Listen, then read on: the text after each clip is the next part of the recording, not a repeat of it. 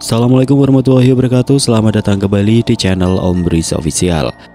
Untuk kisah kali ini saya akan membawakan sebuah kisah yang berjudul Kiriman Santet Sang Kepala Desa.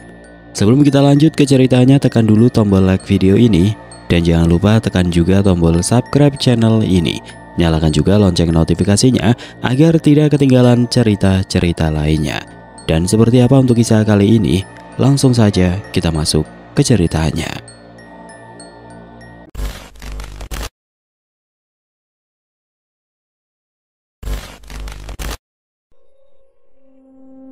Adzan subuh mengalun syahdu dari masjid kecil di ujung desa Sukamaju, Jawa Tengah, membelah udara dingin yang masih diselimuti kabut tebal. Suara Bilal yang merdu itu terdengar seperti panggilan dari dunia lain. Menyusup ke celah-celah rumah berdinding bambu dan genteng merah. Di rumah paling megah di desa itu yang berdiri angkuh di depan balai desa, Pak Lurah Dorman terjaga. Ia duduk di tepi ranjang kayu jati, matanya memandang kosong ke langit-langit yang mulai retak. Di luar, ayam-ayam berkokok pelan, seolah enggan mengganggu kesunyian pagi. Namun di dalam dada Pak Dorman, badai amarah bergolak, tidak kunjung reda. Sudah seminggu ia tidak bisa tidur nyenyak. Setiap kali memejamkan mata, wajah Kiai Hasan muncul di benaknya, dengan sorot mata penuh keyakinan dan suara tenang yang justru terasa seperti cambuk. "Kita tidak bisa terima lamaran ini, Pak Dorman," kata Kiai Hasan 7 hari lalu di ruang tamu sederhana rumahnya di hadapan para tetua desa. "Ini bukan soal Dika, anak Bapak. Dia anak baik, tapi soal hati. Kalau hati Bapak belum bersih, jangan harap bisa jadi besan saya." Kata-kata itu terngiang-ngiang seperti mantra yang mengutuk. Pak Dorman mengepalkan tangan, urat-urat di lengannya menegang. Ia seorang lurah yang disegani, yang namanya selalu disebut dengan nada hormat di setiap pengajian atau rapat desa, kini dipermalukan. "Hati yang bersih," gumamnya pada diri sendiri. Suaranya parau penuh kebencian. "Kiai tua itu berani-beraninya menilai aku." Ia bangkit dari ranjang, berjalan mondar-mandir di ruangan yang diterangi lampu neon redup. Bayang-bayangnya di dinding tampak seperti sosok raksasa yang gelisah, seolah ikut menari-nari mengikuti amarahnya. Di luar kabut semakin tebal, menyapu halaman rumah yang luas. Pohon-pohon kelapa di sudut halaman bergoyang pelan, daun-daunnya berderit seolah berbisik tentang rahasia kelam. Pak Dorman membuka jendela kayu. Udara dingin menyapu wajahnya. Ia menatap ke arah masjid, tempat suara azan masih bergema. Tiba-tiba ia merasakan hawa aneh, seperti ada yang mengintip dari balik kabut. Matanya menyipit, mencoba menembus kegelapan, tapi tidak ada apa-apa selain bayang-bayang pohon dan suara jangkrik yang tiba-tiba terhenti. Jantungnya berdegup kencang, entah karena amarah atau sesuatu yang tidak bisa ia jelaskan. "Buah hati yang kotor," katanya, desis Pak Dorman. Suaranya hampir tidak terdengar, namun penuh racun. Ia teringat bagaimana wajah-wajah tetua desa menunduk saat Kiai Hasan berbicara. Seolah setuju dengan penolakan itu, harga dirinya yang selama ini ia junjung tinggi sebagai lurah terasa diinjak-injak. Ia menutup jendela dengan keras. Suara dentangannya menggema di rumah yang sunyi. Bu Dorman, istrinya, terbangun di ranjang, menggosok mata dengan wajah cemas. "Pak, kenapa belum tidur? Sudah subuh begini," tanyanya lembut, namun ada ketakutan di nada suaranya. "Jangan ikut campur," bentak Pak Dorman, membuat Bu Dorman tersentak. "Kau tidak tahu apa yang kurasakan. Kiai Hasan itu, dia akan menyesal." Bu Dorman memandang suaminya dengan mata melebar. "Pak, jangan bicara begitu, itu dosa. Kita cari jalan lain untuk Dika. Ya Tuhan, jangan biarkan dendam ini." "Diam," potong Pak Dorman. Suaranya menggelegar hingga Bu Dorman memeluk bantal.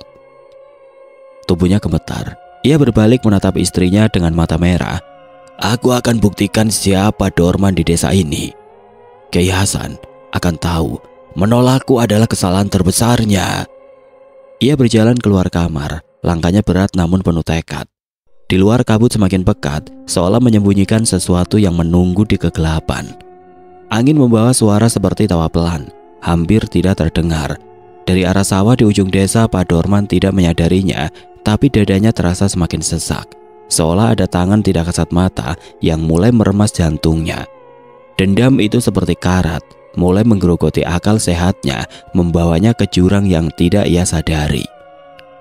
Pagi di desa terasa hidup dengan aroma kopi tubruk yang menguar dari warung Mbak Tini. Sebuah gubuk sederhana berdinding anyaman bambu di pinggir jalan desa. Asap dari dapur kayu bakar menyatu dengan kabut tipis yang belum sepenuhnya sirna, menciptakan suasana yang hangat namun penuh rahasia. Di bawah lampu bohlam kuning yang bergoyang ditiup angin, para bapak-bapak desa berkumpul, duduk di bangku kayu yang sudah usang. Gelas-gelas kopi berdenting pelan di atas meja, namun percakapan mereka jauh lebih berat daripada aroma kopi yang menggoda. Kabar penolakan lamaran Dika, putra Pak Lurah Dorman, oleh Kyai Hasan telah menyebar bagai angin, mengguncang desa yang biasanya tenang. "Kyai Hasan itu memang orang lurus ya?" kata Pak RT Sutarno sambil mengaduk kopinya dengan sendok aluminium yang sudah penyok. Matanya menyipit menatap ke arah sawah yang masih diselimuti kabut. "Dia tahu betul mana yang benar, mana yang salah. Bukan cuma soal Dika, tapi soal bapaknya." "Iya, lagian Dika itu anak baik," timpal Pak Kadus Mulyadi. Suaranya pelan namun penuh arti. Ia menyeruput kopi lalu melirik ke arah pintu warung, memastikan tidak ada orang asing yang mendengar. "Tapi kalau bapaknya saja begitu, ya siapa yang mau jadi besan? Kyai Hasan pasti tahu sesuatu." Mbah Tini yang sedang mengipasi bara di tungku mendengarkan dengan seksama meski pura-pura sibuk. Wanita tua itu dengan rambut putih yang diikat konde dan kain kebaya lusuh sudah terbiasa menjadi saksi bisik-bisik desa. "Hati-hati kalau ngomong, Pak," ujarnya tiba-tiba, suaranya serak namun tegas. "Dinding warung ini tipis, tapi telinga Pak Lurah panjang." Para bapak-bapak tertawa kecil, tapi ada ketegangan di wajah mereka. Kisah tentang praktek korupsi Pak Lurah Dorman bukan lagi rahasia. Dana desa yang seharusnya untuk membangun jalan atau sumur desa seringkali hilang entah kemana. Proyek-proyek fiktif seperti pembangunan balai desa yang tidak pernah selesai menjadi bukti bisu. Warga tahu, tapi tidak ada yang berani bicara terang-terangan. Pak Lurah bukan sekedar pemimpin desa. Ia punya koneksi dengan pejabat di kota, dan rumor tentang preman bayarannya membuat siapapun berpikir dua kali untuk menentang. "Kyai Hasan ini kayak menampar muka Pak Lurah di depan umum," kata Pak Sutarno. Suaranya kini lebih pelan, nyaris berbisik. "Kalian ingat nggak? Waktu rapat desa terakhir, Pak Lurah marah besar gara-gara Kiai nanya soal anggaran proyek jembatan. Wajahnya merah padam, sampai meja dia pukul." Pak Mulyadi mengangguk, matanya menatap gelas kopi yang sudah kosong. Dan sekarang lamaran anaknya ditolak. Ini bukan cuma soal jodoh, ini soal gengsi. Pak Lurah pasti nggak terima. Tiba-tiba angin pagi berembus kencang, membuat daun pisang di luar warung berderit keras. Lampu bohlam di atas mereka berkedip-kedip, seolah ingin padam. Para bapak-bapak saling pandang, merasakan hawa aneh yang tiba-tiba menyelimuti warung. Mbah Tini berhenti mengipasi tungku, matanya menyipit ke arah pintu. "Ada apa ini?" gumamnya. Tangannya meraih tasbih kayu di sakunya. Suara jangkrik yang biasanya ramai di pagi hari tiba-tiba lenyap, digantikan oleh keheningan yang mencekam. "Jangan-jangan..." Pak Sutarno tidak melanjutkan kata-katanya, tapi wajahnya pucat. Ia teringat cerita-cerita lama tentang Pak Lurah yang pernah dikaitkan dengan dukun di ujung desa. "Kalian tahu bahasa antri kan? Katanya dulu Pak Lurah pernah ke sana waktu bersaing jadi lurah. Entah apa yang dia minta." "Jangan ngomong sembarangan," bentak Pak Mulyadi, tapi suaranya gemetar. "Tapi kalau benar, ini bisa bahaya. Kyai Hasan orang kuat, tapi kalau soal ilmu hitam..." Mbah Tini menggeleng pelan, tangannya masih memegang tasbih. "Kalau hati sudah dikuasai dendam, manusia bisa jadi lebih jahat dari setan," katanya suaranya berat. Ia menatap ke arah kabut di luar yang kini terlihat bergerak aneh, seolah membentuk sosok tidak jelas. "Aku cuma berharap Kyai Hasan dan keluarganya dilindungi. Kalau tidak, desa ini bisa kacau." Para bapak-bapak terdiam. Gelas kopi di tangan mereka terasa dingin. Di kejauhan suara azan tadi pagi seolah masih bergema, namun kini terasa seperti peringatan. Warung Mbah Tini yang biasanya ramai dengan tawa kini dipenuhi ketegangan. Kabut di luar semakin pekat dan di antara bisik-bisik mereka ada perasaan bahwa sesuatu yang gelap sedang mengintai desa Sukamaju, menunggu saat untuk menerkam. Di rumah megah Pak Lurah Dorman, lampu ruang tamu masih menyala meski jarum jam sudah menunjuk pukul 11 malam. Di dalam suasana tegang menyelimuti ruangan, Pak Dorman duduk di kursi kayu jati. Tangannya mengepal erat di atas meja, wajahnya memerah penuh amarah. Di hadapannya Bu Dorman memandang dengan mata penuh ketakutan. Tangannya memegang erat ujung kain kebaya yang sudah kusut.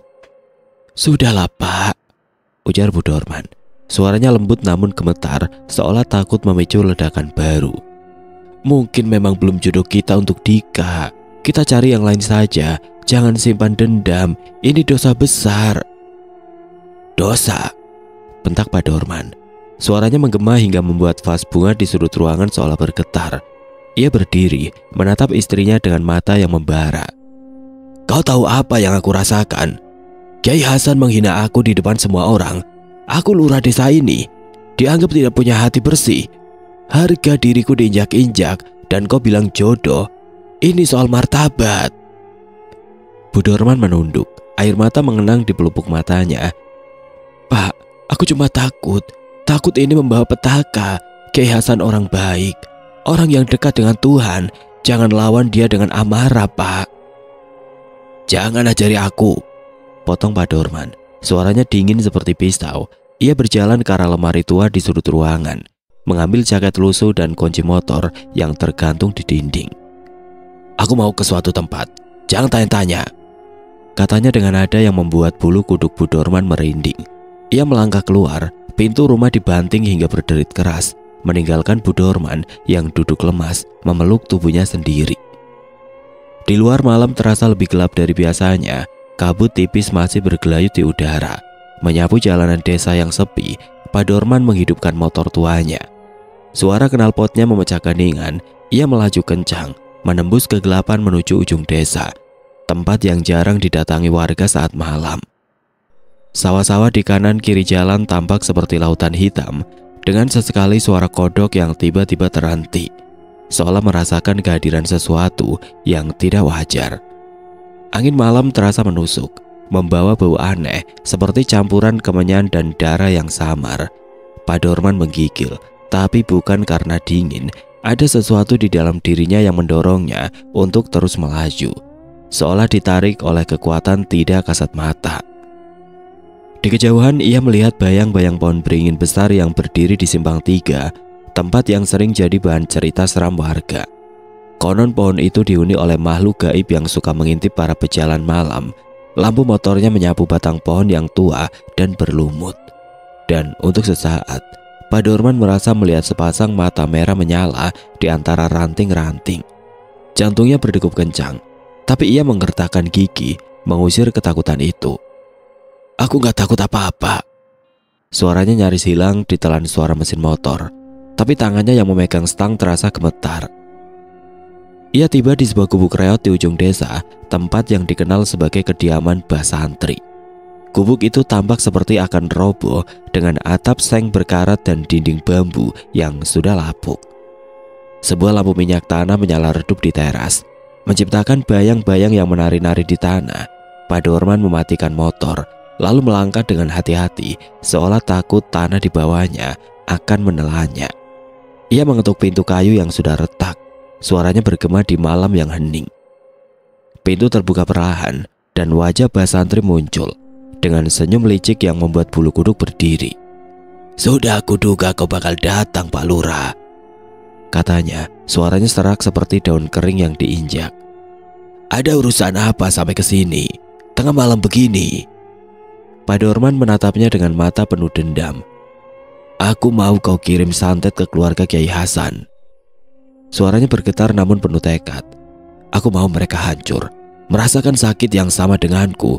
Aku bayar berapapun." Mbah Santri menyeringai, matanya berkilat di bawah cahaya lampu minyak. "Santet itu ilmu berat, Pak. Kalau gagal bisa berbalik. Kau yakin?" "Aku tidak peduli," bentak Pak Dorman. Suaranya menggema di gubuk kecil itu. "Yang penting mereka hancur. Lakukan sekarang." Di luar angin tiba-tiba berhenti. dan suara malam menjadi hening sepenuhnya. Dari kejauhan terdengar suara seperti tawa perempuan yang pelan, namun tidak ada seorang pun di sekitar. Pak Dorman merasa dadanya semakin sesak, tapi dendamnya jauh lebih kuat daripada rasa takut yang mulai merayap di hatinya. Malam di ujung desa terasa seperti terkunci dalam keheningan yang mencekam. Gubuk reot Mbah Santri berdiri sendirian di tengah hamparan sawah, dikelilingi pohon pisang yang daun-daunnya bergoyang pelan, seolah berbisik tentang rahasia yang tidak boleh diucapkan. Cahaya lampu minyak tanah di teras gubuk itu berkedip-kedip, menciptakan bayang-bayang yang menari-nari di dinding bambu yang sudah lapuk. Bau kemenyan menyengat memenuhi udara, bercampur dengan aroma tanah basah dan sesuatu yang sulit didefinisikan. Pak Lurah Dorman berdiri di ambang pintu, dadanya naik turun cepat. Matanya memancarkan dendam yang kini bercampur dengan ketegangan. Di depannya Mbah Santri duduk bersila di lantai tanah, matanya setengah terpejam. Mulutnya menggumamkan kata-kata yang tidak dimengerti. "Jadi kau serius, Pak Lurah?" tanya Mbah Santri. Suaranya serak, seperti gesekan batu di malam yang sunyi. Ia memandang Pak Dorman dengan tatapan yang seolah bisa menembus jiwa. "Ilmu ini bukan main-main. Santet ke keluarga Kiai Hasan itu seperti menantang Tuhan sendiri. Jangan ceramai aku." Bentak Pak Dorman, suaranya menggema di gubuk kecil itu, membuat nyala lampu minyak seolah bergoyang lebih keras. "Kiai Hasan sudah menghina aku di depan seluruh desa. Aku mau dia dan keluarganya merasakan sakit yang lebih dari yang kurasakan. Lakukan. Akan aku bayar berapapun."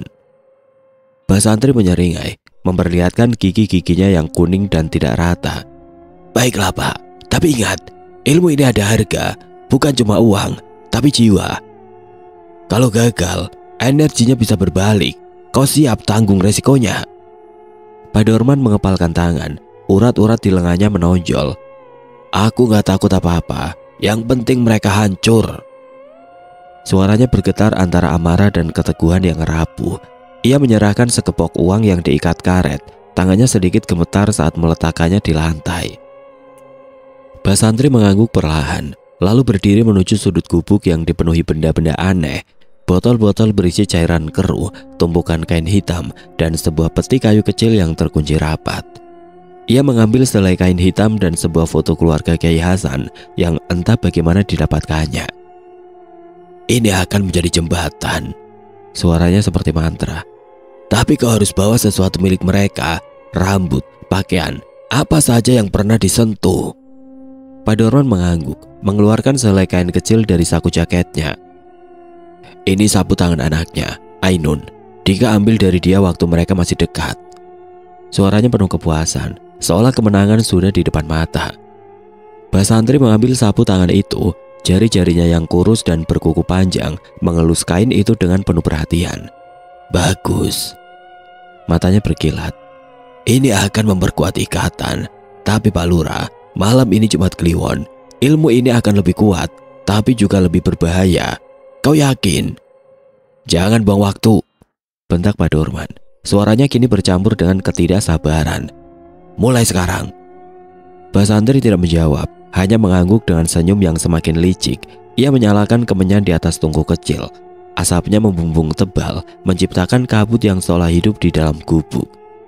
Di luar angin tiba-tiba berhenti, dan suara malam menjadi hening sepenuhnya. Hanya ada suara mantra Mbah Santri, rendah dan berat, seperti gemuruh dari dunia lain. Ia mengambil boneka kecil dari jerami, mengikatkan sapu tangan Ainun ke tubuh boneka itu, lalu menusukkan jarum-jarum kecil ke bagian kepala dan dada. Pak Dorman memandang dengan mata melebar, jantungnya berdegup kencang.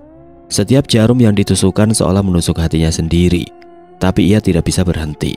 Dendamnya terlalu kuat, seperti api yang membakar akal sehatnya. Tiba-tiba dari luar gubuk terdengar suara seperti langkah kaki pelan di tanah basah.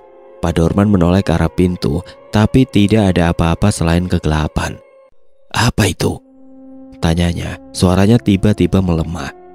"Jangan pedulikan," saut Mbah Santri tanpa menoleh. Tangannya masih sibuk dengan ritual. "Mereka yang tidak diundang selalu datang saat ilmu ini dipanggil." Suaranya dingin, namun ada nada peringatan di dalamnya.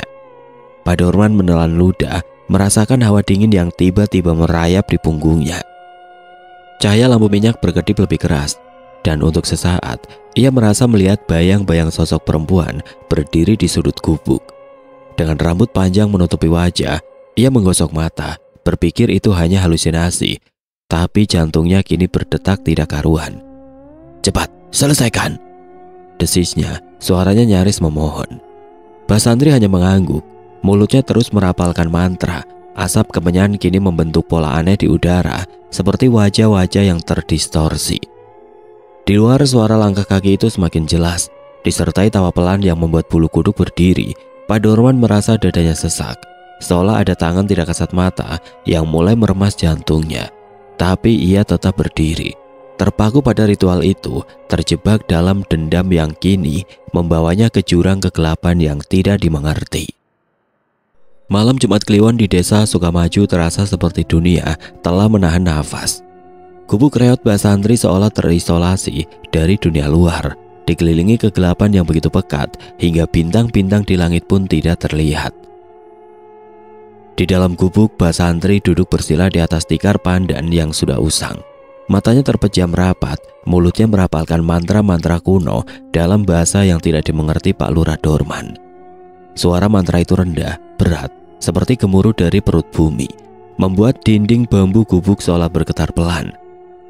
Di depan Basantri, sebuah tungku kecil memancarkan cahaya merah dari bara, menerangi boneka-boneka jerami yang telah diikat dengan kain milik keluarga Kyai Hasan.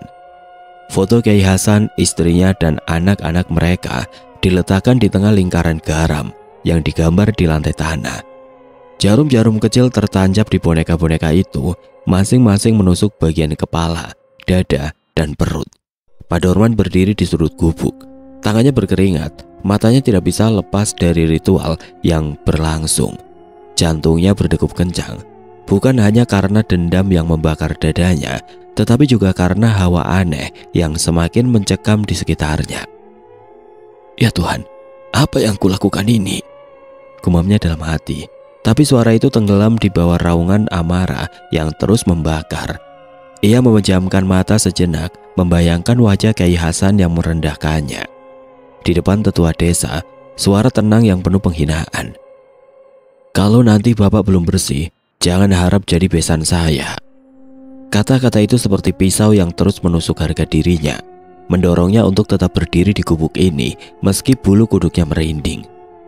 Tiba-tiba angin di luar gubuk menderu kencang, membuat seng berkarat di atap berderit keras. Suara seperti cakaran kuku di dinding bambu terdengar samar, membuat Pak Dorman menoleh dengan wajah pucat. "Apa itu?" Suaranya bergetar. Ia melangkah mundur, punggungnya menempel pada dinding yang dingin dan lembab. "Jangan hiraukan," saut Basantri tanpa membuka mata. Suaranya tetap tenang namun penuh otoritas. "Mereka yang tidak diundang selalu datang saat gerbang dibuka. Fokus Pak Lurah, atau energinya akan kacau." Mereka siapa?" desis Pak Dorman, suaranya nyaris memohon. Ia merasakan hawa dingin merayap di lehernya, seperti hembusan nafas seseorang yang berdiri tepat di belakangnya. Ia menoleh cepat, tapi tidak ada apa-apa selain barang-barang yang menari di dinding, membentuk sosok-sosok tidak jelas yang seolah mengintipnya. Basantri tidak menjawab. Ia mengambil sebilah keris kecil dari peti kayu di sudut gubuk. Bilahnya berkilat di bawah cahaya lampu minyak yang kini berkedip-kedip liar. Dengan gerakan cepat, ia menusukkan keris ke boneka yang mewakili Kyai Hasan, tepat di bagian dada. "Dengan ini, kutukan dimulai," serunya. Suaranya menggema seperti petir. Asap kemenyan tiba-tiba membentuk wajah-wajah buram di udara. Mata mereka seolah menatap Pak Dorman dengan penuh celah. Ia tersentak, hampir terjatuh. Tangannya mencengkram dinding untuk menahan tubuh. Di rumahnya jauh di pusat desa, Pak Dorman tidak tahu bahwa malam itu hatinya telah diselimuti kegelapan yang lebih dalam. Ia pulang dengan motor. Jalanan sawah yang gelap terasa seperti lorong menuju neraka. Suara mesin motornya terdengar kesepian, diiringi suara-suara aneh dari kejauhan, seperti tawa perempuan yang pelan, bercampur dengan derap langkah yang mengikuti. Ia mencoba mengabaikannya, tapi dadanya terasa semakin sesak, seolah ada beban tidak kasat mata yang menekannya. Ini cuma perasaan. Gumamnya mencoba meyakinkan diri sendiri, tapi suaranya tenggelam dalam deru angin. Saat tiba di rumah, ia langsung masuk tanpa sepatah kata pada Bu Dorman yang masih terjaga dengan wajah penuh kekhawatiran. Ia mengunci diri di kamar, duduk di tepi ranjang, dan memejamkan mata. Gambar kehancuran keluarga Kiai Hasan memenuhi pikirannya, memberinya kepuasan sesaat, namun juga ketakutan yang tidak bisa dijelaskan. Tiba-tiba ia mendengar suara seperti bisikan di telinganya. Kau sudah memilih jalan ini, tidak ada jalan kembali. Ia membuka mata dengan cepat, keringat dingin membasahi dahinya. Kamarnya gelap, tapi ia yakin ada sesuatu yang bergerak di sudut ruangan. Sebuah bayang-bayang yang terlalu tinggi untuk manusia. Lampu neon di atasnya berkedip sekali, lalu padam, meninggalkannya dalam kegelapan total. Jauh di gubuk Mbah Santri, ritual berlanjut. Asap kemenyan kini membentuk lingkaran di udara, dan suara mantra Mbah Santri semakin keras, seolah memanggil sesuatu dari dunia lain. Di luar gubuk, suara cakaran semakin jelas, disertai tawa yang kini lebih keras, seperti jeritan yang teredam. Mbah Santri membuka mata, wajahnya tiba-tiba pucat. Terlalu kuat. Ilmu ini mungkin terlalu kuat untuk mereka. Di rumah sederhana Kiai Hasan yang berdinding kayu dan beratap genteng tua, suasana kontras dengan kegelapan di luar. Lampu minyak tanah di ruang tengah memancarkan cahaya lembut, menerangi Al-Quran yang terbuka di pangkuan Kiai Hasan. Ia sedang khusyuk melantunkan sholat malam, suaranya lembut namun penuh kekuatan. Mengalir seperti air yang menenangkan. Istri dan anak-anaknya telah tertidur di kamar belakang. Hanya suara jangkrik dan derit kayu rumah yang menemani. Namun di tengah kekusuhannya, Kiai Hasan tiba-tiba menghentikan bacaan. Alisnya berkerut. Tangannya yang memegang tasbih terhenti. Ada sesuatu yang tidak beres. Udara di dalam rumah tiba-tiba terasa berat, seperti ada tekanan tidak kasat mata yang mencoba menembus dinding-dinding kayu. Kiai Hasan menutup Al-Quran perlahan, matanya menyipit menatap ke arah jendela.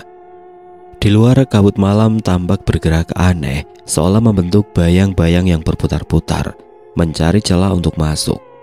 Astagfirullah. Gumamnya pelan, jantungnya berdetak lebih cepat. Ia tahu ini bukan sekedar firasat.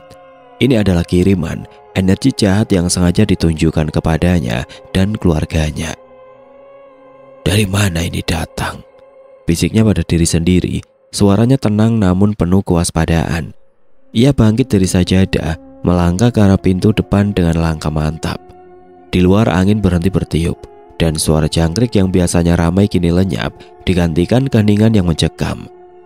Kiai Hasan membuka pintu perlahan, dan seketika hawa dingin menusuk tulang menyapu wajahnya. Di kejauhan di bawah pohon mangga di halaman, ia melihat sesuatu. Sebuah bayang-bayang hitam yang tidak jelas bentuknya, berdiri diam, seolah mengintip. Matanya tidak berkedip, namun Kiai Hasan tidak menunjukkan ketakutan. Siapapun kau, pergilah, katanya tegas. Suaranya menggema di malam yang hening. Kau tidak punya kuasa di rumah ini. Bayang-bayang itu seolah bergoyang, lalu lenyap seketika, seolah ditelan kabut. Kiai Hasan menutup pintu, kembali ke sajadahnya, dan mulai melafalkan ayat-ayat suci dengan suara yang lebih keras. Ya Allah, lindungi hamba dan keluarga hamba dari kejahatan yang nyata maupun yang tidak terlihat. Doanya, tangannya memegang tasbih dengan erat. Ia melantunkan ayat kursi. Suaranya mengalir seperti benteng yang tidak bisa ditembus. Rumahnya seolah diselimuti aura cahaya tidak kasat mata, menahan energi jahat yang mencoba masuk. Di ujung desa di gubuk Mbah Santri, ritual masih berlangsung. Asap kemenyan kini begitu tebal hingga sulit bernafas. Mbah Santri dengan keringat membasahi dahinya terus merapalkan mantra. Tangannya gemetar memegang keris yang masih tertancap di boneka jerami. Tiba-tiba ia tersentak. Matanya melebar. Tidak mungkin, serunya, suaranya penuh keterkejutan. Energinya terhalang. Ia memandang ke arah foto Kiai Hasan yang kini seolah memancarkan cahaya samar di bawah lampu minyak. Orang ini terlalu kuat. Di luar gubuk, suara cakaran di dinding bambu semakin keras, disertai tawa perempuan yang kini terdengar seperti jeritan. Mbah Santri menoleh ke arah pintu, jantungnya berdegup kencang. "Siapa di sana?" bentaknya, tapi tidak ada jawaban. Hanya ada suara angin yang tiba-tiba menderu, membuat atap seng berderit seperti akan roboh. Ia tahu santet yang ia kirim tidak akan menemukan sasaran. Energi jahat itu berputar-putar di sekitar rumah Kiai Hasan, mencari celah, namun benteng iman yang dibangun oleh doa-doa Kiai Hasan terlalu kokoh. Kembali di rumah Kiai Hasan, ia menyelesaikan sholat malamnya dengan penuh ketegangan. Ia bangkit, mengambil air wudhu dari kendi tembaga di sudut ruangan, lalu memercikannya ke sudut penjuru rumah sambil melafalkan doa berlindung. "Ya Tuhan, jagalah kami dari tipu daya setan dan manusia yang sesat," katanya, suaranya penuh keyakinan. Istri Kiai Hasan yang terbangun karena merasakan hawa aneh muncul di ambang pintu kamar. "Pak, apa yang terjadi?" tanyanya, wajahnya penuh kekhawatiran. "Jangan takut Umi," jawab Kiai Hasan, tersenyum lembut meski matanya tetap waspada. "Ada yang mencoba mengganggu, tapi Tuhan lebih kuat dari segalanya. Kembalilah tidur, doakan keluarga kita." Di luar kabut mulai mencair dan suara jangkrik kembali terdengar, seolah alam pun merasakan kemenangan iman atas kegelapan. Namun di ujung desa, Mbah Santri terduduk lemas, nafasnya tersegal. "Ini buruk," desisnya, tangannya mencengkram dada. Ia tahu energi yang ia lepaskan kini kehilangan arah dan hukum ilmu hitam tidak pernah memaafkan. Apa yang dikirim tanpa sasaran akan kembali kepada pengirimnya. Di kejauhan, suara tawa itu terdengar lebih dekat, seolah sesuatu sedang mendekati gubuknya, siap menagih harga dari ritual yang gagal. Di gubuk reot Mbah Santri, suasana mencekam semakin pekat. Asap kemenyan yang tadinya membumbung tebal kini perlahan memudar, meninggalkan bau menyengat yang bercampur dengan aroma tanah basah dan sesuatu yang busuk, seperti kematian yang merayap. Mbah Santri terduduk di lantai tanah, wajahnya pucat bagai kain kafan. Keringat dingin membasahi dahinya, matanya melebar menatap boneka jerami yang masih tertancap keris, namun kini seolah memancarkan hawa aneh, seperti menolak sentuhan tangannya. Celaka, santetnya berbalik. Di luar gubuk, suara cakaran di dinding bambu kini bercampur dengan tawa perempuan yang menusuk telinga, seperti jeritan yang terputus-putus. Angin menderu keras, membuat atap seng berderit seolah akan roboh. Mbah Santri mencoba bangkit, tapi kakinya terasa lemas. Ia merasakan hawa dingin yang tidak wajar, seperti tangan tidak kasat mata yang meremas lehernya. Ini tidak mungkin. Tangannya mencengkram dada. Ia tahu hukum ilmu hitam. Jika santet gagal menemukan sasaran, energinya akan kembali kepada pengirimnya, orang yang meminta ritual itu dilakukan. Dan malam ini, Pak Lurah Dorman adalah sumbernya. Jauh di pusat desa, di rumah megah Pak Lurah Dorman, kegelapan malam terasa lebih berat dari biasanya. Bu Dorman yang masih terjaga karena firasat buruk duduk di ruang tamu. Ia tidak bisa tidur sejak suaminya pulang dari perjalanan misteriusnya tadi malam. Wajah Pak Dorman saat masuk rumah tadi penuh ketegangan, matanya merah seperti menyimpan rahasia kelam. Tiba-tiba, dari kamar tidur terdengar suara rintihan yang mengerikan, seperti seseorang yang tersedak. "Pak!" seru Bu Dorman, berlari menuju kamar dengan jantung berdegup kencang. Di dalam kamar, pemandangan mengerikan menyambutnya. Pak Dorman tergeletak di lantai, tubuhnya kejang-kejang, mulutnya mengeluarkan busa putih. Matanya melotot lebar, penuh ketakutan, seolah melihat sesuatu yang tidak bisa dilihat orang lain. "Tolong, tolong!" Suaranya parau, hampir tidak terdengar. Bu Dorman berteriak histeris memeluk suaminya yang kini membiru. "Ya Tuhan, apa ini?" Jeritnya, air mata mengalir di wajahnya. Ia berlari ke pintu, berteriak memanggil tetangga. "Tolong Pak Lurah, dia sekarat!" Tetangga berdatangan membawa obor dan lampu senter, menerangi halaman rumah yang diselimuti kabut tipis. Mereka kaget melihat kondisi Pak Dorman yang kini tidak lagi bergerak. Tubuhnya terbaring kaku, kulitnya membiru seperti mayat yang sudah lama mati. Matanya terbuka lebar dengan ekspresi ketakutan yang membeku. "Ini tidak wajar," bisik Pak Joko, tetangga terdekat. Suaranya gemetar, ia melangkah mundur. Tangannya memegang tasbih di saku. Ada yang salah di sini. Di ujung desa, Mbah Santri berlari keluar dari gubuknya, wajahnya penuh kengerian. Ia tahu apa yang terjadi. Santet yang ia kirimkan yang gagal menembus benteng iman Kiai Hasan kini kembali dengan kekuatan yang lebih mengerikan. Ia mencoba melarikan diri menuju sawah yang gelap, tapi langkahnya terhenti ketika ia mendengar suara tawa itu lagi.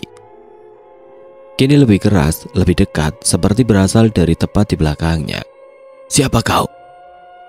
bentaknya, menoleh dengan liar, tapi hanya kegelapan yang menyambut.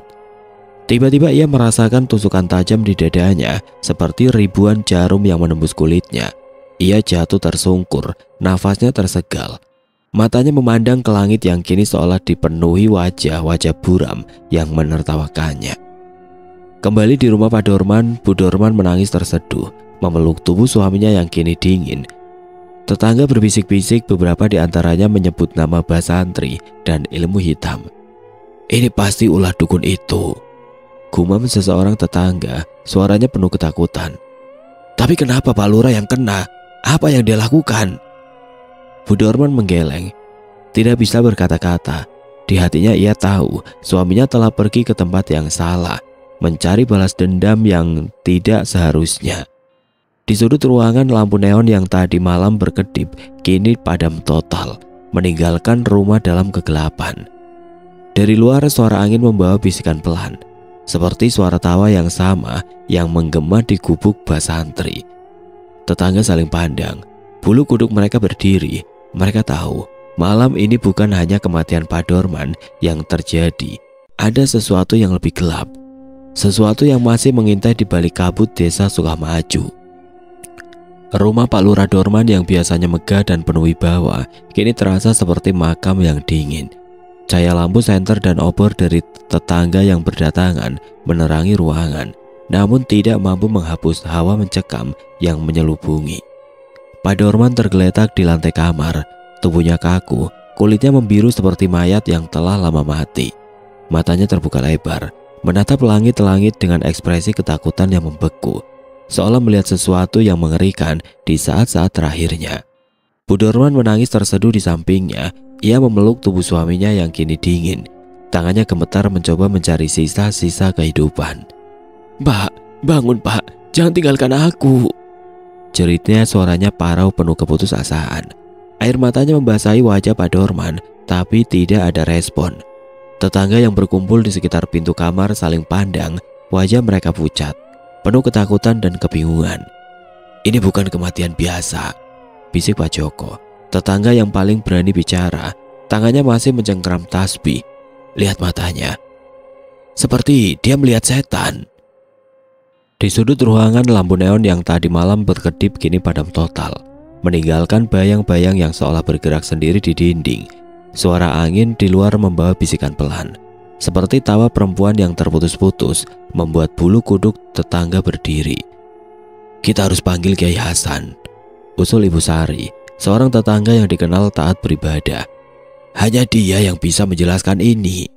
Namun beberapa warga saling melirik ragu.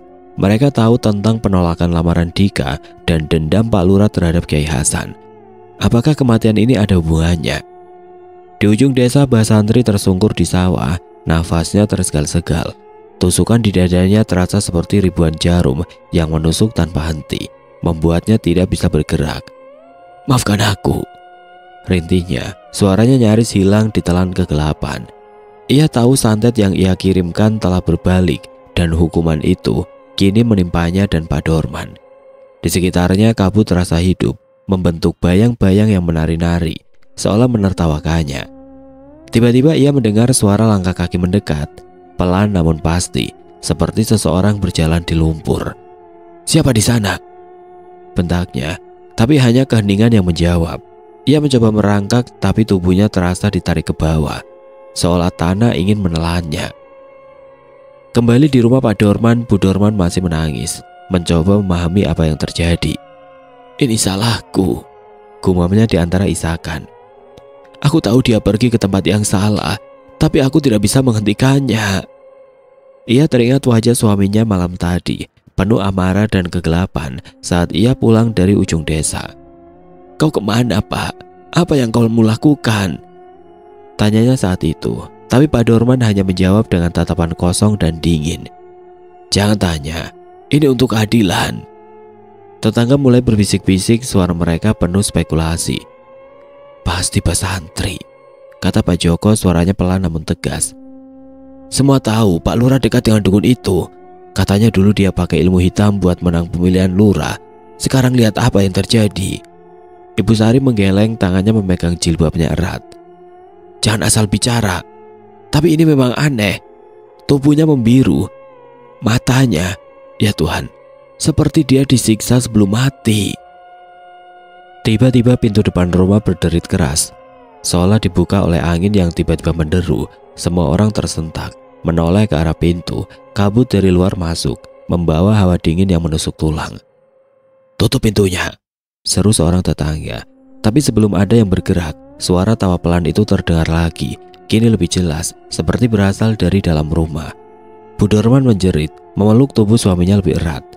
"Pergi, jangan ganggu kami," teriaknya, suaranya penuh ketakutan. Di ujung desa, Mbah Santri akhirnya tidak bergerak lagi.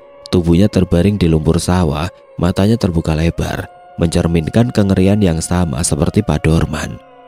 Kabut menyelimuti tubuhnya, seolah menelannya ke dalam kegelapan. Di kejauhan, suara tawa itu perlahan memudar, digantikan oleh keheningan yang lebih mengerikan. Desa Sukamaju yang biasanya damai, kini terasa seperti medan pertempuran antara iman dan kegelapan. Dengan harga yang harus dibayar oleh mereka yang memilih jalan sesat.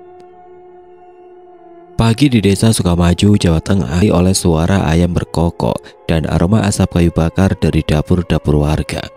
Namun pagi ini, suasana desa terasa berbeda.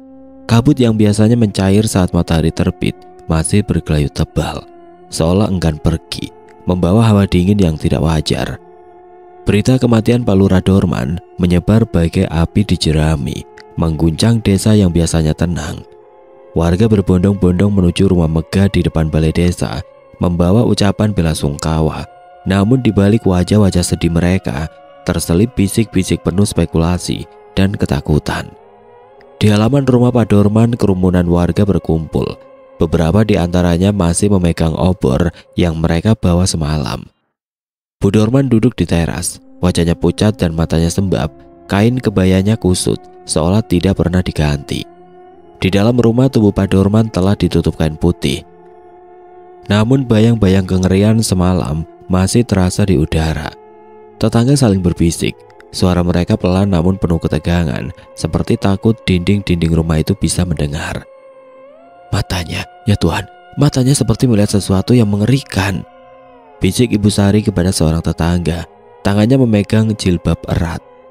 "Ini bukan kematian biasa, tubuhnya membiru seperti disiksa dari dalam." "Jangan bilang begitu, Bu," saut Pak Joko meski wajahnya sendiri penuh keraguan. Ia melirik ke arah Bu Dorman yang tampak tidak mendengar apa-apa, tenggelam dalam duka. "Tapi aku dengar Pak Lurah semalam pergi ke ujung desa, ke tempat Mbah Santri." Nama Mbah Santri membuat beberapa warga menahan nafas. Dukun itu meski dikenal sebagai santri karena pernah belajar di pesantren, sudah lama dicap sebagai pengamal ilmu hitam. Cerita tentangnya selalu diucapkan dengan nada hati-hati, seolah menyebut namanya bisa mengundang petaka. Kalau benar dia ke sana, mungkin ini hukuman. Katanya, ilmu hitam itu bisa berbalik kalau salah sasaran. Di dapur, sekelompok ibu-ibu berkumpul, menyiapkan kopi dan makanan untuk para pelayat.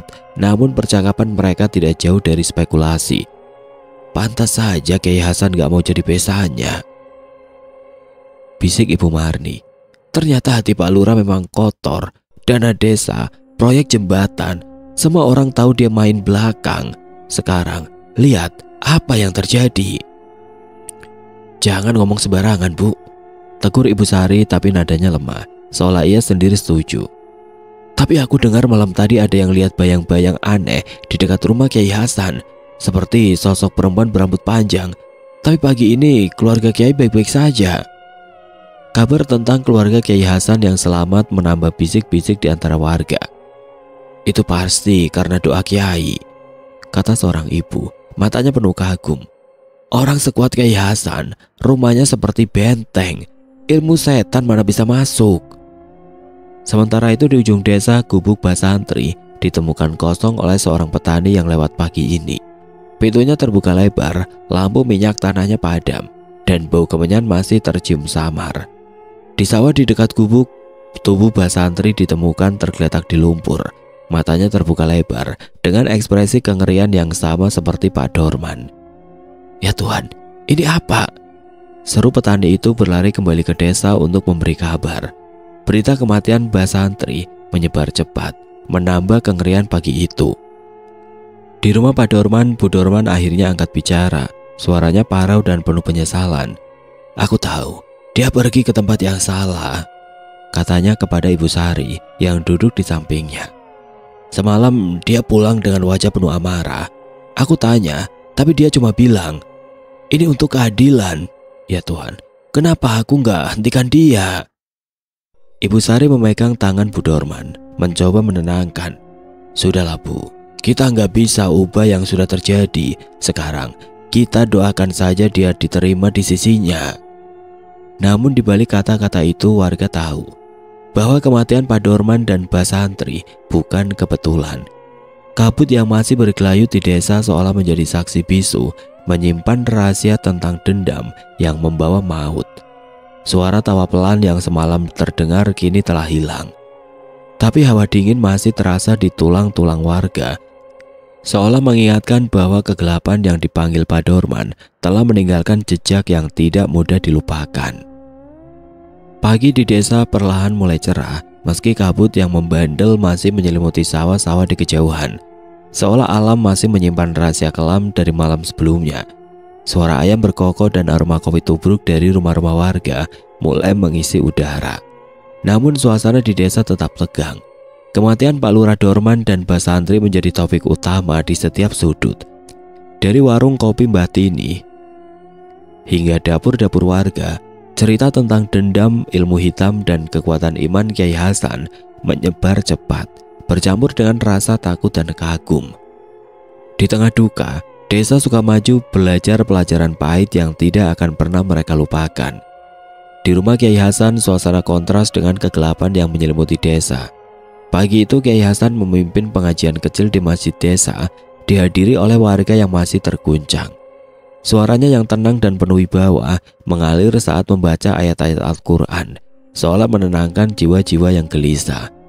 Setelah pengajian, ia berdiri di depan jamaah. Matanya penuh welas asih namun tegas. "Kita semua bersedih atas kepergian Pak Lurah Dorman," katanya. Suaranya menggema di masjid yang sederhana. "Tapi ini adalah pengingat bahwa dendam dan kejahatan hanya akan membawa kehancuran. Hati yang kotor tidak akan pernah menang melawan keimanan kepada Allah." Warga menunduk, beberapa di antaranya menitikkan air mata. Mereka tahu tanpa Kyai Hasan menyebutkan secara langsung bahwa kematian Pak Dorman dan Basantri adalah akibat dari pilihan mereka sendiri. "Aku tahu apa yang terjadi. Malam tadi ada yang mencoba mengganggu keluargaku, tapi Tuhan lebih kuat dari segalanya. Doa dan iman adalah benteng yang tidak bisa ditembus oleh kegelapan." Di warung kopi Mbah Tini, para bapak-bapak kembali berkumpul. Gelas kopi di tangan mereka terasa dingin karena terlalu asik berbincang. "Kyai Hasan itu seperti benteng hidup," kata Pak RT Sutarno. Suaranya penuh kagum.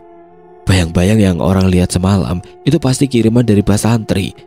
Tapi lihat, keluarga Kyai baik-baik saja. Ini bukti Tuhan melindungi orang-orang yang tulus."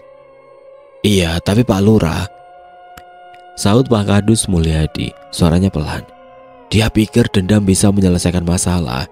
Sekarang lihat apa yang dia dapat."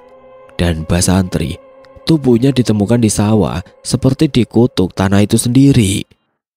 Mbah Tini yang sedang mengipasi tungku mengangguk pelan. "Hati yang dipenuhi dendam itu seperti api, Pak," katanya, suaranya serak namun penuh makna. "Bisa membakar orang lain, tapi ujung-ujungnya membakar diri sendiri. Kalau Pak Lurah dengan Kyai Hasan, kalau dia buang gengsi dan korupsinya, mungkin dia masih di sini." Di rumah Pak Dorman, Bu Dorman duduk di teras menatap kosong ke arah halaman yang kini dipenuhi pelayat. Duka dan penyesalan bercampur di hatinya. Ia teringat malam-malam ketika ia mencoba memperingatkan suaminya, tapi amarah dan harga diri Pak Dorman selalu menang. "Maafkan aku, Pak. Aku seharusnya lebih tegas menghentikanmu." Di sampingnya Dika, putra mereka, memeluk ibunya dengan wajah penuh kesedihan. "Ibu, kita harus belajar dari ini. Aku gak mau jadi seperti bapak. Aku mau jadi orang baik, seperti Kiai Hasan ajarkan." Sore itu saat prosesi pemakaman Pak Dorman selesai, warga berkumpul di makam desa. Kiai Hasan memimpin doa, suaranya mengalir penuh harap, memohon ampunan bagi almarhum. Warga menunduk. Beberapa di antaranya berdoa dalam hati agar desa terhindar dari kegelapan yang sama. Di kejauhan di masjid desa kembali mengumandangkan azan. Suaranya syahdu dan menenangkan, seperti mengingatkan bahwa cahaya selalu ada setelah kegelapan. Kematian Pak Dorman dan Mbah Santri menjadi pelajaran abadi bagi desa Sukamaju. Di warung kopi, di pengajian, di sawah-sawah, cerita ini terus diulang tentang betapa kuatnya doa dan keimanan, dan betapa dendam serta kejahatan hanya akan kembali kepada pelakunya. Warga belajar untuk lebih menghargai kejujuran, untuk menjaga hati dari api dendam, dan untuk mempercayai bahwa kebenaran selalu dilindungi oleh kekuatan yang lebih besar. Desa Sukamaju yang sempat dirundung kegelapan kini menemukan cahaya dalam pelajaran pahit itu, dengan harapan bahwa generasi berikutnya akan memilih jalan yang lebih terang. Oke teman-teman, sekian untuk kisah kali ini. Semoga apa yang sudah saya bagikan dalam kisah ini dapat dijadikan pembelajaran untuk kita semua. Dan buat teman-teman yang baru bergabung, jangan lupa untuk like, komen, share, serta subscribe channel ini. Dan jangan lupa nyalakan juga lonceng notifikasinya agar tidak ketinggalan cerita-cerita lainnya. Dan akhir kata, wassalamualaikum warahmatullahi wabarakatuh.